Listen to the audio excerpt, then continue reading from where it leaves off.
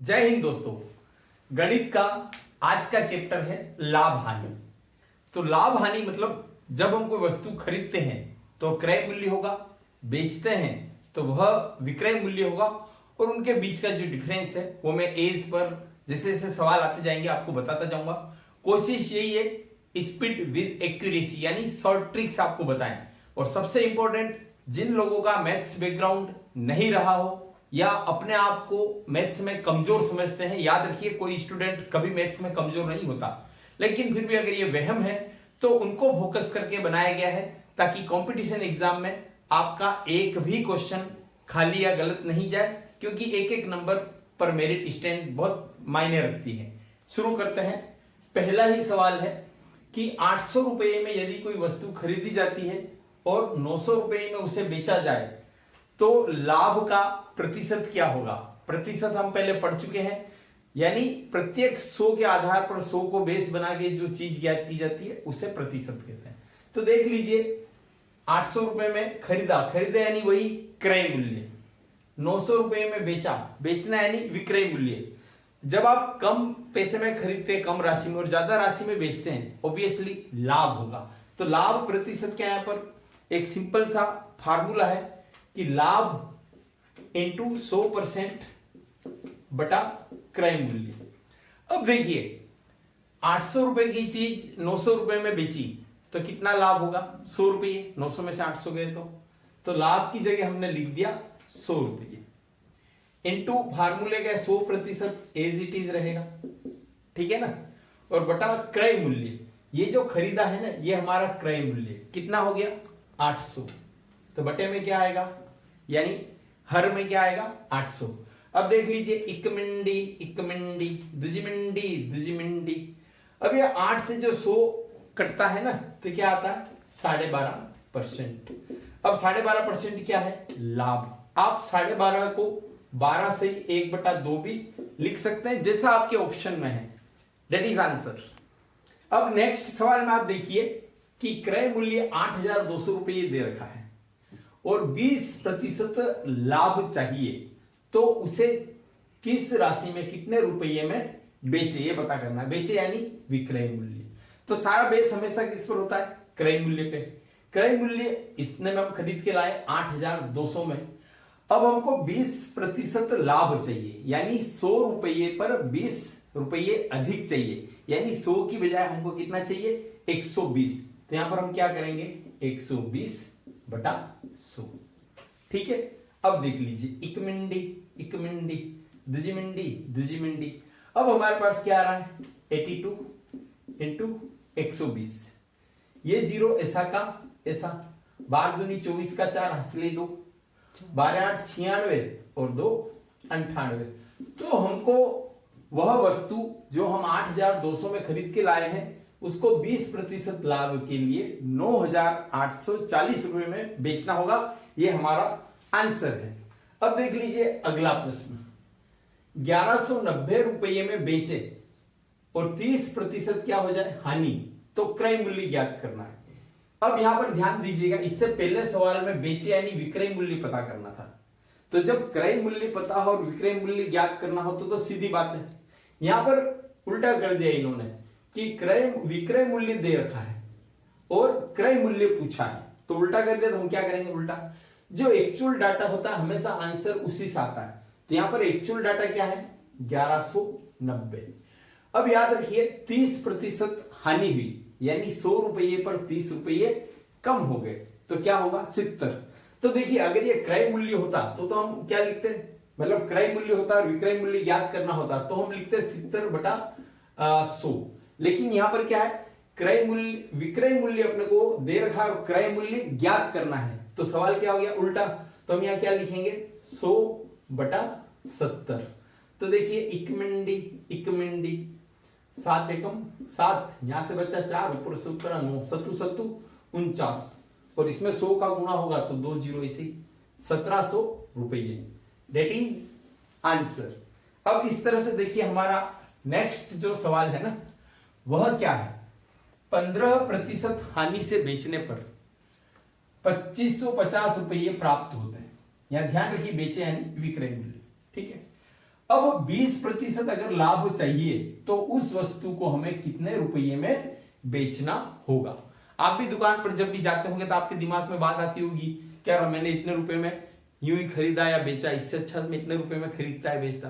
तो इस तरह के सवाल को समझने के लिए आप दो पार्ट में मान लीजिए, एक तो जो एक्चुअल जो अपने को राशि दे रखी है उसी से उत्तर आएगा। तो यहाँ पर एक्चुअल राशि क्या दे रखी है 2550। ये दोनों आंकड़े तो किस में है, परसेंटेज में है। एक्चुअल राशि कितनी हो गई 2550। अब हमको ज्ञात क्या करना है, कितने में बेचे, कितने में बेचे, उसके लिए हमको क्या चाहिए 20% लाभ। मतलब 100 रुपये पर हमको लाभ कितना चाहिए 20 रुपये, मतलब 100 की जगह हमको कितना चाहिए 120। पहले हमने क्या करा, पहले हमने 15% की हानि से बेचा, यानी 100 रुपए की वस्तु को 15 रुपये कम यानी 85 रुपए में बेचा। यहां पर क्या आएगा 85। अब देख लीजिए आप 85 से 255 3 बार कटता है, मिंडी ऐसी की ऐसी इंटू 120, तो दोनों जीरो ऐसे कैसे रहेंगे, ठीक है ना, 12 36। तो अब हमको अगर 20% लाभ चाहिए तो उस वस्तु को 2550 रुपए की बजाय 3600 रुपये में बेचना होगा। ये हमारा आंसर रहेगा। थोड़ा आप ऐसे भी जज कर सकते हैं, अगर आपके पास ऑप्शन है तो आप देख सकते हैं कि वहां 15% हानि में ये है, तो 20% हानि में जो उत्तर होगा वो 2550 से ज्यादा ही होगा। उससे कम वाले विकल्प को आप देखते ही खारिज कर सकते हैं। नेक्स्ट, 630 रुपये में बेचने पर 10% की हानि होती है। अगर उसी वस्तु को 910 रुपये में बेचा जाए तो कितना प्रतिशत लाभ होगा। अब तक के सवाल में क्या था, एक्चुअल राशि एक ही बार दी होती थी, यहां पर एक्चुअल राशियां कितनी दे दी, 2 बार दे दी, ठीक है ना। तो मैंने पहले ही बताया कि जो चीज हमको ज्ञात करनी उसको बेस बनाएंगे। हमको क्या ज्ञात करना है कि 950 रुपये में बेचने पर कितना प्रतिशत लाभ या हानि होगा। तो क्या लेंगे 910, ठीक है। हमने पहले क्या करा 630 रुपए में बेचा, तो 630 इंटू, अब आप देख लीजिए पहले क्या हुई थी 10% हानि, प्रतिशत यानी 100 पर 10 की हानि यानी कितना 100 में से 10 जाएगा तो 90 रुपये, एक मिंडी। अब देखिए 9 से 63 कितनी बार कटेगा 7 बार। यहां क्या आया हमारे पास 910 और हर में क्या बचा हुआ 7। अब देखिए 13 7 91 और 0 का 0 130। अब हमको क्या पूछा है कितना प्रतिशत लाभ होगा। तो नॉर्मली हम क्या मानते हैं 100 रुपए की वस्तु को हमने कितने में बेचा 130 में, ज्यादा में बेचा मतलब क्या होगा लाभ। 100 से कितने ज्यादा में बेचा 30 ज्यादा में बेचा, इसलिए हमारा लाभ क्या होगा 30%। That is answer. यहां देख लीजिए इस सवाल में 630 रुपए में बेचने पर कभी अगर स्लिप ऑफ टंग यानी जुबान फिसलने से अगर कुछ त्रुटिपूर्ण बोलने में आया हो तो देख लीजिए 630 रुपये में बेचने पर 10% की हानि है और 910 रुपए में बेचने पर कितना प्रतिशत लाभ, तो हमने ज्ञात किया 30% लाभ। वहीं इस सवाल में भी देख लीजिए कि 15% हानि से बेचने पर 2550 रुपये प्राप्त होते हैं, तो 20% लाभ यानी 20% लाभ के लिए हमें उस वस्तु को कितने में बेचना होगा। यहां पर 20% लाभ है। अब देखिए नेक्स्ट सवाल क्या है, 20% हानि की अपेक्षा 20% लाभ पर बेचा जाए तो 270 रुपये अधिक प्राप्त होंगे। तो सबसे पहले देख लीजिए एक्चुअल जो हमारा डाटा है वो क्या है 270, ठीक है। अब क्या है कि 20% हानि हो रही थी, है ना, उसकी बजाय हम 20% लाभ पर दे रहे हैं, मतलब डिफरेंस कितना हो गया 20% लाभ मतलब 0 से 20 ज्यादा और 20% हानि मतलब 0 से 20 कम, तो दोनों के बीच का डिफरेंस कितना हुआ 40, 20 और 20 40, तो डिफरेंस 40 का है। 40 ये बढ़ जाने से रुपये भी 270 अधिक प्राप्त हो रहे हैं, तो डिफरेंस में किसका भाग देंगे डिफरेंस का, तो 270 में भाग देंगे हम 40 का। और क्रय मूल्य सब चीजें 100 पर बेस्ड है तो इंटू 100। अब देख लीजिए एक मिंडी यहां से बचा 27 इंटू 4 से 100 कटेगा 25 बार और 25 में 27 का गुणा करते हैं तो 675 रुपये आता है। That is answer. अब इसी प्रकार देखिए आप, हम अगले क्वेश्चन में जाते हैं। 10% लाभ की बजाय 25% लाभ में बेचें तो कितना रुपया अधिक प्राप्त होगा? 105 रुपये अधिक। तो एक्चुअल डाटा क्या हो गया? 105। देखिए वहां पर क्या था इस सवाल में, एक लाभ था और एक क्या थी? हानि। तो डिफरेंस इससे बढ़ रहा था। यहां पर क्या है, पहले ही 10% लाभ हो रहा है और दूसरी बार लाभ कितना हो गया? 25% लाभ। दोनों राशियां लाभ है, तो 10 और 25 के लाभ में डिफरेंस कितना है? 15 का है। इसलिए यहां पर भाग हम किसका देंगे? 15 का।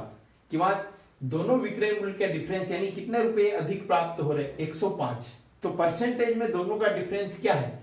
10% लाभ से 25% लाभ 15 अधिक है, 15 का डिफरेंस है। इंटू क्या करेंगे? 100। अब 15 7 105 इंटू 100 कितना हो गया? 700 रुपये। तो यहां पर हमारा क्रय मूल्य यानी आंसर क्या है? 700 रुपये। इसी प्रकार देख लीजिए इस सवाल में, यहां पर पूछा है कि ए ने 10% लाभ से किसी वस्तु को बी को बेचा और बी ने उसी वस्तु पर 20% हानि उठाकर सी को बेच दिया। अब फाइनली सी ने कितने रुपये दिए? 8,800 रुपये। तो ए के लिए उस वस्तु का क्रय मूल्य या खरीदी मूल्य ज्ञात करना है। तो यहां पर याद रखिए कि सबसे पहले हम स्टार्ट करते हैं शुरुआत से। शुरुआत ए है, उसका अपने को पता नहीं है, कोई बात नहीं। तो माना ए का क्रय मूल्य ए ही मान लीजिए, ठीक है। अब इसने क्या बेचा? बी को 10% लाभ से बेचा। 10% लाभ मतलब 100 रुपये की चीज को 110 रुपये में बेचा। तो क्या लिखेंगे? 110/100 इंटू, अब उस बी ने उसी वस्तु को 20% हानि से सी को बेचा। अब 20% हानि मतलब 100 रुपये की चीज को 80 रुपये में बेचा। फाइनली ये सब मिला करके कितने रुपए में बेचा? उसने सी ने 8,800 रुपये दिए, मतलब बी ने उसको 8,800 रुपये में बेचा। तो ये फाइनली कितना आ रहा? 8,800। अब यहां पर आप ध्यान दीजिए, हमको ज्ञात क्या करना है? ए का क्रय मूल्य। तो ए को तो हम इधर रखेंगे और बाकी सबको हम क्या कर देंगे? पक्षांतरण कर देंगे। पक्षांतरण करने पर उधर क्या बच रहा है? 8,800। अगर आप चाहिए तो इस स्टेप में यहां पर थोड़ा सा सरल कर सकते हैं। इकमिंडी दुजिमिंडी। अब यहां पर नीचे क्या बचा? 100 बराबर के उधर जाकर 100 का क्या हो जाएगा? गुणा। और 11 और 8 का इधर गुणा हो रहा है, बराबर के उधर जाकर 11 और 8 का क्या हो जाएगा? भाग। अब देखिए 11 8 88 से 88 कट गया एक बार। अभी 100 इंटू 100 कितना आ गया? 10,000। यानी उस वस्तु का ए के लिए क्रय मूल्य कितना था? 10,000 रुपये। ये हमारा क्या है? आंसर है। इसी प्रकार नेक्स्ट सवाल देख लीजिए। कई बार क्या होता है, हम फार्मूले में या हम स्टेप में उलझ जाते हैं। यह सवाल इसी टाइप का बहुत इजी है, पर स्टूडेंट अक्सर कंफ्यूज होते हैं। यहां पर क्या है? 25 वस्तुओं का क्रय मूल्य 20 वस्तुओं के विक्रय मूल्य के बराबर है। तो इस सौदे में प्रतिशत लाभ या हानि क्या हुई वो ज्ञात करना है। यहां पर मैं आपको एक बात बता रहा हूं, ध्यान रखिएगा। आप बाजार से 25 रुपये खरीद करके लाए, 25 वस्तुएं, सॉरी, आप बाजार से 25 वस्तुएं खरीद के लाए और जिस भाव में खरीद के लाए उतने ही रुपये में आपने कितनी? 20 वस्तुएं बेच दी। यानी आप जब जब भी 20-20 वस्तुएं बेचेंगे तब तब आपको क्या होगा? 5-5 वस्तुओं का लाभ होगा। इसको फिर से समझिए, बाजार से आप जितने रुपये में, जितने क्रय मूल्य में 25 रुपये खरीद के लाए उतने ही रुपयों में आपने क्या करी? 20 वस्तुएं बेची। तो आपका मूलधन तो मूल पैसा तो आ गया और आपके पास 5 वस्तुएं बच गई, क्योंकि 25 खरीद के लाए उतने रुपये आपको 20 में ही मिल गए। तो 5 वस्तु आपका लाभ हुआ ना। तो यहां पर आपका लाभ कितना है? 5। अब ये 5 का लाभ कब कब होगा? जब जब भी आप 20-20 वस्तु बेचेंगे, हर 20 वस्तु पर 5 वस्तु आपके पास बची हुई रहेगी। तो बटा क्या करेंगे? 20 इंटू क्या है? 100%। अब देखिए 5 चौक 20 और 4 से 100 कितनी बार कटेगा? 25 बार। तो इस सौदे में 25% क्या होगा? लाभ होगा। That is answer. अब इसी तरह से एक और सवाल आप देखिए, वहां पर क्या जो कम ज्यादा का है, ये यहां पर क्या हो जाएगा? ज्यादा कम। कि 18 वस्तुओं का क्रय मूल्य, बाजार से आप जितने रुपये में 18 वस्तुएं खरीद के लाए उतने ही रुपयों में आपको 18 की बजाय 20 वस्तुएं देनी पड़ रही है। सवाल में है 18 वस्तुओं का क्रय मूल्य 20 वस्तुओं के विक्रय मूल्य के बराबर है। अब आप 20 वस्तुएं खरीद के लाए, सॉरी मतलब 20 वस्तुएं बेच रहे हैं, उतने रुपये में तो आप बाजार से कितनी लाए थे? 18 वस्तुएं ही लाए थे उतने रुपये में। तो आपको 2 वस्तुओं का क्या हो रहा है? नुकसान। अपनी ओर से 2 वस्तुएं देनी पड़ रही है, तो नुकसान हो रहा है मतलब हानि। कितने की हानि हो रही है? 2 वस्तुओं की। अब ये 2 वस्तुओं की हानि कब कब होगी? जब जब आप 20-20 वस्तुएं बेचेंगे, हर बार 20 वस्तुएं बेचेंगे और उतने में तो आप कितनी वस्तुएं लाए थे? 18 ही लाए थे, तो 2 वस्तुएं अपनी ओर से मिलाकर देनी, तो हर 20 वस्तुओं पर आपको हानि कितनी होगी? 2 वस्तु की। तो 2/20 इंटू क्या लिखेंगे? 100%। देखिए 2 से 20 10 बार कटेगा, 1 मिंडी। तो इस सौदे में आपको हानि होगी कितनी? 10% की हानि। That is answer. नेक्स्ट, इस सवाल में एक बेईमान दुकानदार है जो 1 किलोग्राम वस्तु तोल करके, अनाज कुछ भी तोल के दे रहा है, और उसकी बजाय बता 1 किलो रहा, पर तोल कितना रहा? 800 ग्राम ही, और वो दावा कर रहा है कि मैं क्रय मूल्य पर ही बेच रहा हूं, तो उसका प्रतिशत लाभ या हानि क्या होगी? याद रखिए, वह लोगों को 1 किलो ही दे रहा है, पर वास्तव में बाट में गड़बड़ है, आपको समझना होगा। और 1 किलो के बजाय कितना दे रहा? 800 ग्राम। तो आपको देखना पड़ेगा कि वो बेईमानी कितने ग्राम की कर रहा है? 200 ग्राम की। कितने ग्राम की? 200 ग्राम की, ठीक है ना। और हर 200 ग्राम की बेईमानी कितने पर हो रही है? 1 किलो पर नहीं हो रही है। स्टूडेंट यही गलती करते हैं, जब जब भी वो 800 ग्राम बेचेगा तब तक उसके पास 200 ग्राम क्या हो जाएगा? बच जाएगा। तो यहां पर बटा क्या करेंगे? 800, ठीक है। अभी आपको देखना इंटू प्रतिशत लाभ के लिए इंटू 100%, ठीक है। अब यहां पर देख लीजिए, 1 मिंडी, दूजी मिंडी, और 2 से 8 कितनी बार कटेगा? 4 बार, और 4 से 100 कितनी बार कटेगा? 25%। तो इस सौदे में उसको 25% लाभ होगा। लेकिन आप हमेशा याद रखिए, आपको ऐसा नहीं करना है। Honesty is the best policy. याद रखिए, जो शुभ होता है ना, उसी में लाभ है, ये अशुभ काम है। और अभी कोरोना युग में आप देख रहे हैं कि अब बहुत सारे लोग बहुत बढ़िया काम कर रहे हैं, और कुछ लोग इस दुकानदार की तरह भी कर रहे हैं। तो वो दिखावा कर रहा है कि मैं 1 किलो बेच रहा हूं, वास्तव में 1 किलो नहीं है, वास्तविक भार तो उसका कितना है? 800 ग्राम ही है, और ऊपर से दिखावा कर रहा है मैं लाभ कमाई दे रहा हूं, जितने में मैं लाया हूं उतने में ही बेच रहा हूं। आप देख सकते हैं इस सवाल में ऐसे बेईमान व्यापारियों की पोल खुली गई है। अब नेक्स्ट अगला सवाल देखिए, 50 मेज बेची जाती है, ठीक है ना, तब 10 मेज की हानि होती है। अब हमको प्रतिशत हानि पूछिए, तो 10 मेज की हानि, ये 10 तो लिखने में आपको कोई प्रॉब्लम नहीं आएगी। अब ये 10 मेज की हानि कब होती है? याद रखिए, जब वो 50 मेज बेचता है, 50 मेज बेच रहा है, तो हानि की 10 मेज साथ में मिला के बेचेगा, ठीक है ना। मतलब वो बाजार से 50 मेज खरीद के लाया, उसमें उन मेजों को बेचेगा, तो साथ में हानि के तौर पर अपनी ओर से भी 10 मेज मिला करके बेचनी पड़ेगी। तो यहां पर कितनी मेज बेचनी पड़ेगी उसको? 10 ज्यादा, तो 50 में 10 जोड़ा 60। अब परसेंटेज के लिए क्या निकालते हैं? इंटू 100%। 1 मिंडी, अब ये 2 से कट जाएगा, 50/3। तो आप देख सकते हैं 16 48। अब 50 में से 48 गया तो कितना बचा? 2। भाग किसका दे रहे हैं? 3 का। तो हानि का जो प्रतिशत है ना, वो कितना होगा? 16 सही 2/3%, ठीक है। अब इसी प्रकार नेक्स्ट एक और सवाल देख लीजिए।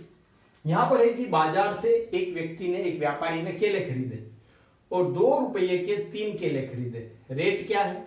2 रुपये के 3 केले। इस भाव से उसने खरीद लिए। फिर उसने लोगों को बेचे। किस भाव में बेचे? 4 रुपये के 5 की दर से बेचे। तो बताइए इस सौदे में उसको कितना प्रतिशत लाभ या हानि हुई? तो इस तरह के सवाल है। मैं आपको पहले ही बता चुका हूं कि अपन शॉर्ट ट्रिक देख रहे हैं। अपना उद्देश्य यह है कि जो अपने आप को गणित में कमजोर समझते हैं, वो भी गणित के हर सवाल में ज्यादा से ज्यादा नंबर ला सके। तो आपको क्या करना है? ये 2 और 3 लिख लिए। अब दूसरी रेट क्या है? 4 और 5, वो लिख लिया। अब इनको क्रॉस कर देना है। 5 दूनी 10 और 4 तिया 12, लिख लिया आपने। अब देखिए कि उसको 10 रुपए पर लाभ कितना हो रहा है? 10 रुपए की चीज को कितने में बेच रहा है? 12 रुपए में। लाभ कितने का हो रहा है? 2 का। ये 2 का लाभ उसको कब हो रहा है? हर 10 रुपये पर, ठीक है, इंटू 100%। 1 मिंडी, तो 10 दूनी कितना आंसर आ गया इसमें? 20%। अब 20% क्या हो रहा है? लाभ। क्यों लाभ हो रहा है? क्योंकि 10 रुपए उसको कितने प्राप्त हो रहे हैं? 12। तो इसको अगर आप एज पर स्टेप करने जाओगे ना, काफी लेंदी हो जाएगा, और ये तरीका इस तरह के हर सवाल में आपके काम आ जाएगा। अब देखिए एक और सवाल है कि किसी वस्तु को 75 रुपये में बेचने पर, याद रखिए बेचने वाली बात आ रही है ना, यानी विक्रय मूल्य दे रखा है, उतना ही प्रतिशत लाभ होता है जितना कि क्रय मूल्य। मतलब अगर क्रय मूल्य 10 रुपये है तो 10% का लाभ हो रहा है, क्रय मूल्य 20 रुपये है तो 20% का लाभ हो रहा है। इस तरह के सवाल, और इसमें आखिर में क्या पूछा गया कि अभी बताओ क्रय मूल्य क्या है। तो इस तरह के सवाल आप ऑप्शन से भी पता कर सकते हैं, लेकिन यहां मैं आपको ऑप्शन की बजाय ये जो हमारे सामने एक फार्मूला है इसको आप थोड़ा सा ध्यान में रख लीजिए, बहुत शॉर्ट हो जाएगा, बहुत इजी हो जाएगा। इसमें यह है कि अगर आपको क्रय मूल्य निकालना है तो 10 तो फिक्स रहेगा, इनटू रूट के अंदर 25 भी फिक्स रहेगा। अब ध्यान रखिए लाभ है तो क्या चिन्ह आएगा? प्लस का, हानि है तो क्या आएगा? माइनस का। अब यहां पर लाभ दे रखा है और x की जगह जो विक्रय मूल्य है ना वह लिखना है। यहां विक्रय मूल्य कितना है? 75, और आखिरी माइनस क्या है? 50। ठीक है, अब देख लीजिए 10 तो है इनटू, अब रूट में 25 और 75 कितने हो गए? 100, बाद में कितना है? 50, -50। अब 10 है, 100 का रूट क्या होगा? 10 ही होगा, तो 10 इंटू 10 ये राशि कितनी होगी? 100, और पीछे क्या है? -50, यानी हमारा आंसर कितना आ गया? 50 रुपये। आप ऐसे भी टैली कर सकते हैं कि 50 रुपये जितना क्रय मूल्य है उतना ही लाभ है, तो क्रय मूल्य 50 रुपये है तो 50 रुपये पर लाभ भी 50% होगा। अब 50 रुपये का 50% यानी 50% कितना हुआ? 25, और 50 और 75, 50 और 25 कितने हो गए? 100 रुपये में बेचा, आ गया ना। तो आप ऐसे क्रॉस टैली भी कर सकते हैं। इसी प्रकार आप देख लीजिए एक और सवाल है, किसी व्यक्ति के पास 2 वस्तुएं हैं, प्रत्येक को 990 रुपए में बेचा, यानी पहली वस्तु भी 990 रुपए में बेची और दूसरी वस्तु भी 990 रुपए में बेची, यानी दोनों के विक्रय मूल्य समान है। अब एक पर क्या हुआ? 10% लाभ हुआ, और दूसरे पर क्या हुआ? 10% हानि। तो इस पूरे सौदे पर, यानी इन दोनों वस्तुओं पर मिला करके उस व्यापारी को कुल कितना प्रतिशत लाभ या हानि हुई। यहां पर एक चीज ध्यान रखिएगा, कुल सौदे पर प्रतिशत लाभ हानि पूछा जाए कब? जब दोनों वस्तुओं के विक्रय मूल्य समान हो और प्रतिशत लाभ हानि भी समान हो, यानी 10% लाभ है तो 10% हानि है। तो ऐसे सवालों में फिक्स है क्या होगी? हानि होगी। और वो हानि कितनी होगी? याद रखिए जो भी समान राशि है उसको लिख लेना है, 10% इंटू 10%, और बटा आपको क्या करना है? 100। इकमिंडी इकमिंडी दुजिमिंडी दुजिमिंडी, तो 1 एकम 1%। तो इस सौदे पर हानि कितनी हुई? 1%। यहां याद रखिए अगर दोनों वस्तु के क्रय मूल्य समान होते, ये तो विक्रय मूल्य समान है ना, अगर क्रय मूल्य समान होते और फिर एक पर प्रतिशत लाभ और दूसरी पर प्रतिशत हानि भी समान होती, तो कुल सौदे पर प्रतिशत न तो लाभ होता न हानि होती, नो प्रॉफिट नो लॉस, यानी उसमें आंसर क्या होता? 0%। दूसरी बात और याद रखिए कि प्रतिशत लाभ या हानि पूछा है ना, इसलिए फार्मूला काम में आ रहा है। ऐसे में ये जो विक्रय मूल्य दे रखा है वो अभी हमारे किसी भी काम का नहीं है। तीसरी बात, एक और एग्जांपल से समझ लीजिए कि इसी तरह का सवाल होता कि किसी वस्तु को 10,982 रुपए में पहली और दूसरी दोनों वस्तुओं को प्रत्येक को ऐसे बेचा, एक पर 20% लाभ हुआ और दूसरे पर 20% हानि हुई, तो आपको 10,990 82 85 कुछ भी दे रखा, आपको उसमें नहीं जाना।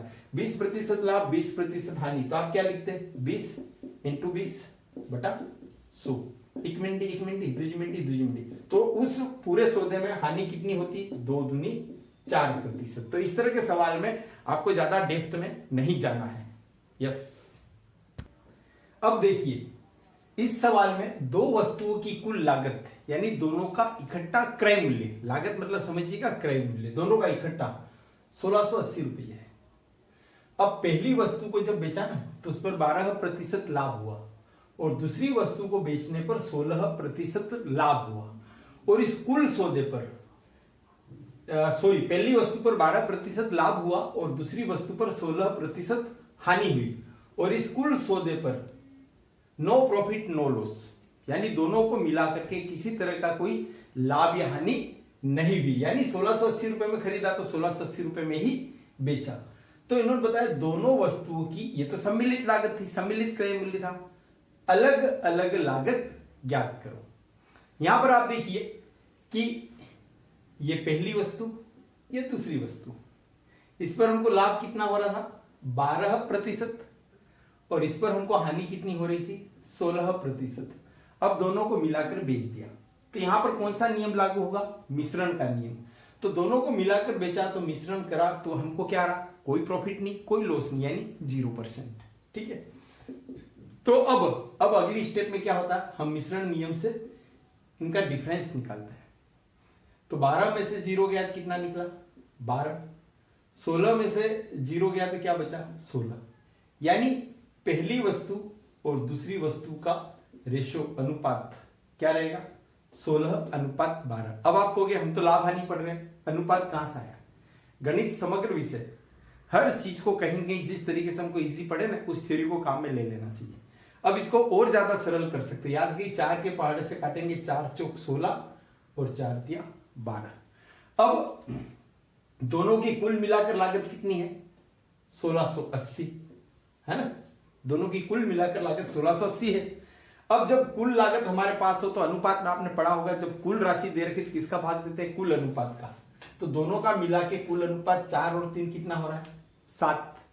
ठीक है। अब हमने 1680 में 7 का भाग दे दिया, तो हमारे पास क्या राशि आई 7 दूनी 14, 2 बचा 28, 7 चौक 28 और 0 240।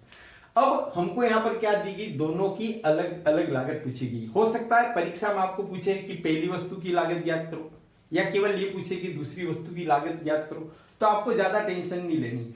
आपके पास ये 240 आंकड़ा आ चुका है, इसमें अगर आप 4 का गुना करेंगे तो किसकी राशि आ जाएगी, किसकी लागत आ जाएगी पहली वस्तु की, तो 24 चौक 96 और ये 0। तो पहली वस्तु कितने रुपए में पड़ी 960। दूसरी वस्तु का पूछे तो उसके अनुपात 3 में 240 का गुणा कर दीजिए, 24 तिया 72, 720 रुपये। तो पहली वस्तु की लागत है, ये दूसरी वस्तु की लागत है। याद रखिए परीक्षा में लागत की बजाय क्रय मूल्य टर्मिनोलॉजी भी काम में ले सकते हैं। ठीक है। अब ये हमारे आंसर थे। अब हम नेक्स्ट क्वेश्चन में जाते हैं। यहां पर भी देखिए दो वस्तुएं 3690 रुपए में खरीदी, यानी दोनों का इकट्ठा क्रय मूल्य दे रखा है। पहली पर 20% लाभ दे रखा है और दूसरी पर 20% हानि दे रखी है, और दोनों के विक्रय मूल्य क्या बता रखे हैं समान है। अब क्या कहा है कि प्रत्येक का क्रय मूल्य ज्ञात करो। अब अपन देख लेते हैं। देखिए माना पहले का क्रय मूल्य क्या है ए है और दूसरे का क्रय मूल्य क्या है बी है। ठीक है ना। अब अपन जानते हैं कि जब हमको क्रय मूल्य पता है और उस पर पहली वस्तु पर लाभ कितना हुआ 20%, यानी उसका विक्रय मूल्य क्या होगा 20% लाभ, यानी 100 पर 20 अधिक, यानी 120/100। यह आ गया पहली वस्तु का विक्रय मूल्य। ठीक है ना। अब दूसरी वस्तु का विक्रय मूल्य हमने, क्रय मूल्य हमने क्या माना बी।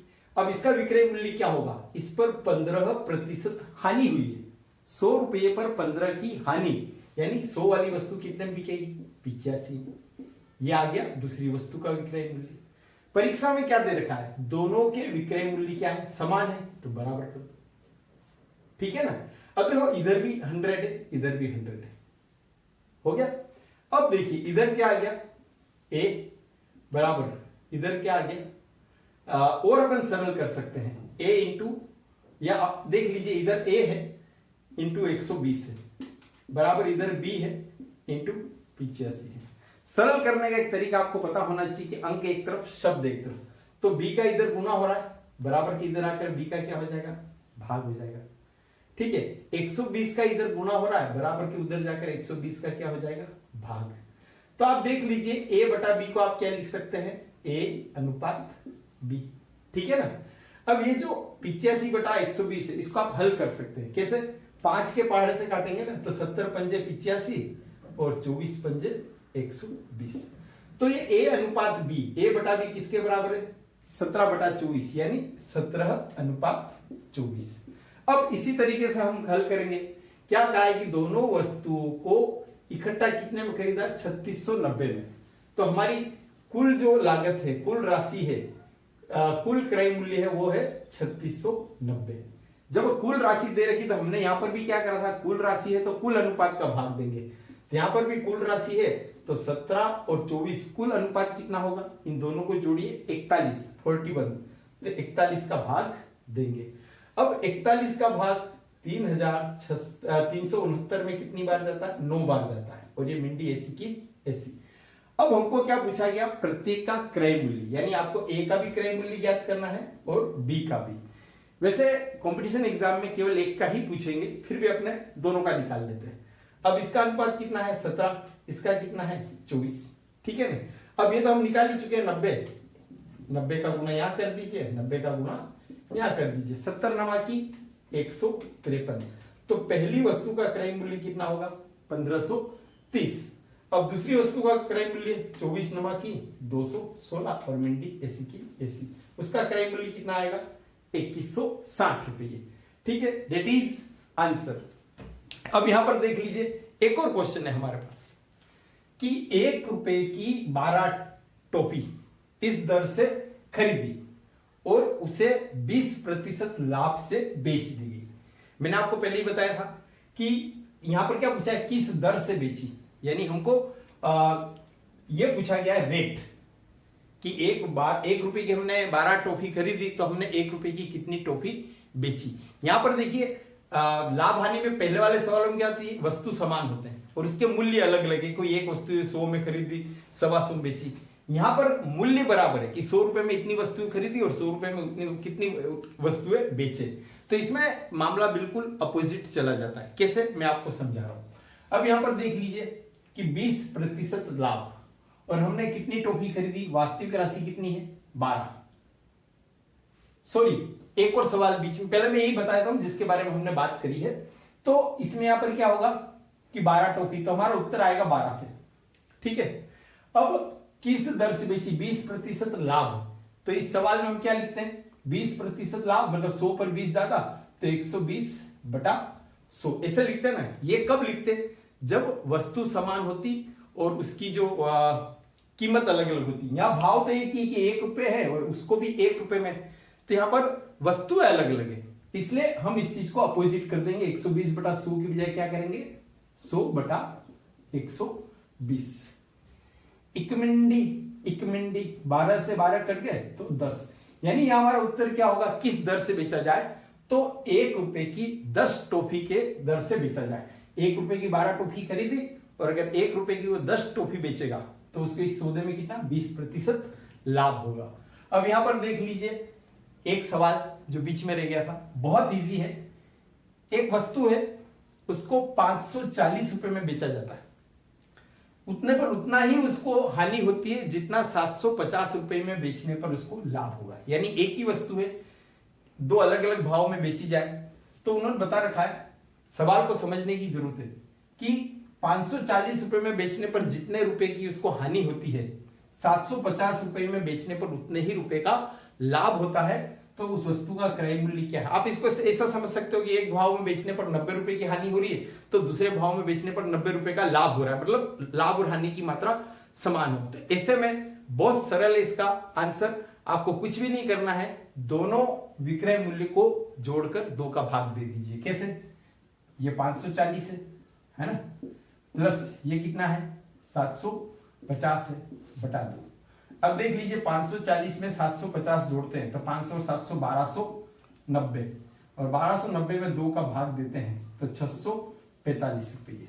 तो उस वस्तु का क्रय मूल्य कितना आ गया 645। अब आप देख लीजिए 645 वाली वस्तु का आप 540 में बेचेंगे तो कितने रुपए की हानि होगी 105 रुपए की, और 645 रुपए की वस्तु को 750 रुपए में बेचोगे तो कितने का लाभ होगा 105 रुपए का। तो यही तो कह रहा है ना कि जितना लाभ होगा उतनी ही हानि होगी, दैट इज आंसर। एक और सवाल है हमारे बीच में जो बिल्कुल इस सवाल जैसा था, टॉफी वाले। यहां पर ध्यान रखिएगा, कीमत यहां भी बराबर है, मूल्य यहां भी बराबर है, वस्तु की मात्रा अलग है। 50 रुपए के 14 केले बेचे, ठीक है, इस दर से बेचे और इसमें उसको 12% की हानि होगी। तो 12% अगर उसको लाभ कमाना हो तो 50 रुपये में जो 14 केले बेचे ना उसके बजाय कितने केले बेचने थे। तो देखो यहाँ पर कीमत समान आ गई, मूल्य समान 50-50, तो इसलिए यहां पर हम क्या करेंगे, अपोजिट करेंगे। वास्तविक राशि, वास्तविक हमारी वैल्यू, वास्तविक जो आंकड़ा डाटा क्या है वो है 14 के लिए, ठीक है। अब अगर हम रुपयों के हिसाब से पहले करते आते तो मैंने आपको बता रखा था कि जो पता करना उस हिसाब से करते हैं कि 12% लाभ, तो 100 पर 12 का लाभ कितना लिखते, 112 बटा पहले क्या हुई 12% की हानि, यानी 100 रुपए पर 12 कम 88, ऐसे ही लिखते ना। अगर वस्तु समान होती है और मूल्य अलग अलग होते, लेकिन अगर मूल्य समान हो और वस्तु की मात्रा अलग अलग हो तो सवाल क्या हो जाता है, उल्टा। फिर इस तरह के सवाल में हम क्या करते हैं, 14 तो ऐसा कैसा रहेगा, 112 बटा 88 की बजाय 88 बटा 112 ऐसे लिखेंगे। अब देखिए 14 से 112 कितनी बार कटा, 8 बार। 8 से 88 कितनी बार कटेगा, 11 बार। यानी अगर उस व्यापारी को 12% लाभ चाहिए तो 50 रुपए के 14 केले की बजाय 50 रुपए के 11 केले बेचने होंगे। Date is answer. नेक्स्ट देखिए, इस सवाल में बहुत इजी है, 2 वस्तुएं हैं और प्रत्येक का क्रय मूल्य 7,560 रुपये, विक्रय मूल्य उतने रुपए में बेची गई है ना। एक पर तो 20% लाभ हो रहा है और दूसरे पर 30% हानि हो रही है, तो दोनों का इकट्ठा क्रय मूल्य, सिंपल सी कैलकुलेशन है, ज्यादा कुछ भी नहीं है। तो प्रत्येक क्या कहा, प्रत्येक को 7,560 रुपए में बेचा, यानी पहली वस्तु भी 7,560 और दूसरी वस्तु भी 7,560 रुपये में बेची गई, ये विक्रय मूल्य है। अब पहली पर 20% लाभ, यानी 100 रुपए की जगह कितना हुआ, 120, और दूसरे पर 30% की हानि, तो 100 रुपए की जगह 70 रुपये। देखिए क्रय मूल्य दिया होता और विक्रय मूल्य ज्ञात करना होता तो हम क्या करते, 120 बटा 100, लेकिन विक्रय मूल्य दे रखा है और क्रय मूल्य ज्ञात करना, उल्टा काम करना है, तो ये सिस्टम भी उल्टा कर देंगे। क्या आ जाएगा, 100 बटा 120। इसी तरह से यहां पर क्या होगा, क्रय मूल्य दिया होता, 30% हानि होती तो इंटू 70 बटा 100, लेकिन विक्रय मूल्य दे करके क्रय मूल्य पूछा तो क्या करेंगे, उल्टा करेंगे, इंटू 100 बटा 70। अब देख लीजिए इकमिंडी, अब 12×72, 3 बचा, ऊपर सूत्र 6 बार किया, 6,300 रुपये इसका आ गया है ना क्रय मूल्य। इधर देख लीजिए इकमिंडी 7 एकम 7, ठीक, यहां लिख लेते हैं बराबरी में, भाग ली जाए उसकी 0, 5% 7 56, 5%, ठीक है ना, और ये 2 0 ऐसे के ऐसे। तो पहली वस्तु का क्रय मूल्य 6,300 रुपये आया, दूसरी वस्तु का क्रय मूल्य कितना आया, 10,800। हमको क्या ज्ञात करना है, कुल क्रय मूल्य। तो करना क्या है भाई, जोड़ दो दोनों को, तो 10,000 और 6,000 कितना हो गए, 16,800 और 300 17,100 रुपये। दैट इज आंसर, ठीक है। अब एक और सवाल है पर बहुत अच्छा है, ऐसा लगेगा जैसे भाई बहुत कॉम्प्लिकेटेड है, पर जब हम हल तक पहुंचेंगे आपको बड़ा मजा आएगा। किसी व्यक्ति ने 6,000 रुपये में अनाज खरीदा, ठीक है ना, उसका आधा 10% लाभ पर बेच दिया। अब शेष और कुल लाभ उसको कितना चाहिए, 25%, तो शेष को कितना प्रतिशत लाभ पर बेचे। यहां पर ध्यान रखिए, इस अनाज के कितने पार्ट करें, 2 पार्ट। अब ये अगर आधा है तो शेष कितना होगा, लैंग्वेज खाली कंफ्यूज करने के लिए, तो शेष भी तो आधा ही होगा ना। और जब दोनों भाग समान है और उसको लाभ कितना चाहिए, कुल लाभ 25%, यहां भी 25% चाहिए था और यहां भी 25%, ठीक है। लेकिन उसने पहला वाला हिस्सा कितने परसेंट में बेचा, 10% में, यानी अभी कितना परसेंट उसको ओवर कवर करना है, 15%, ठीक है। 25% लाभ का उसने सपना सोचा था, दोनों पर कुल मिला के 25%, यानी 25% इस पर और 25% इस पर, तो उससे कुल कितना हो जाता है, 25%, दोनों का मिला करके। आप 25 और 25 50 मत कर देना, वो आधे आधे पर, ठीक है ना। अब यहां पर उसकी कितनी कमी पड़ गई, 15% की। बाद वाले हिस्से में भी उसको 25% तो लाना ही है, यानी उसको कुल सौदे पर 25% कवर करने के लिए बाद वाले हिस्से के 25% प्लस पहले वाले हिस्से में जो 15% कम पड़ गए थे वो भी यही कवर करना है। तो उसको कितना परसेंट लाभ पर बेचे, शेष हिस्से को 40% लाभ पर। That is answer. इसी प्रकार से देखिए एक और सवाल है, कोई व्यापारी है, शर्ट 10% हानि पर बेची, ठीक है। अब उसके मन में एक बात आ रही कि यदि मैं इसे 20% कम पर खरीदता और 70 रुपये अधिक में बेचता, देखिए यहां 70 रुपये है और यहां पर क्या परसेंटेज है, तो 30% लाभ होता तो उस वस्तु का क्रय मूल्य। अब यहां पर आप देख लीजिए, सबसे पहले मैं आपको बता रहा हूं कि वो हमने पिछला जो हमारा अध्याय था उसमें हमने सिनेमा हॉल और टिकट के बारे में से ही एक सवाल पढ़ा था कि 20% कम में खरीदता, यानी 100 की बजाय कितने में खरीदता, 80 में, तो फिर क्या करता, उसको लाभ कितना हो जाता, 30%, यानी 100 की बजाय 130। जब इस तरह की राशि हो तो नीचे एक बार ही 100 लिखते हैं, ठीक है। एक मिंडी दूजी मिंडी, तो 13 8 कितना हो गया, 104, ठीक है। यहां पर ये ध्यान रखिएगा। अब सबसे पहले तो हम क्रय मूल्य क्या मान के चल रहे हैं, प्रतिशत वाला पूरा है, ये है लाभ हानि का, पर प्रतिशत पर बेच दे तो क्रय मूल्य हम क्या मान के चलते हैं, 100 रुपये। तो अगर ये कंडीशन करते तो कितने रुपए में वो बेचता, 104 में।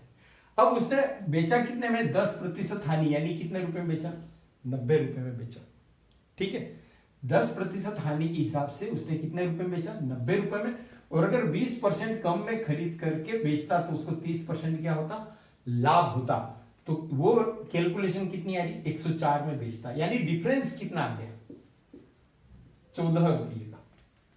वो किताब वाला वास्तव में कितना कह रहा है कि यहां पर वो कितने, 90 से 104, 14 रुपये, 14% अधिक में बेचता। किताब वाला क्या कह रहा, सवाल में प्रश्न क्या पूछा है कि 70 रुपये अधिक में बेचता। तो एक्चुअल हमारा जो डाटा है वो क्या है, 70, परसेंटेज में कितना डिफरेंस बैठ रहा है, 14%। और हमको क्रय मूल्य ज्ञात करना है तो इंटू क्या करेंगे, 100, तो 14 पंजे 70, 5 इंटू 100, कितना रुपये आ गया, 500 रुपये, ये हमारा क्रय मूल्य है, दैट इज आंसर।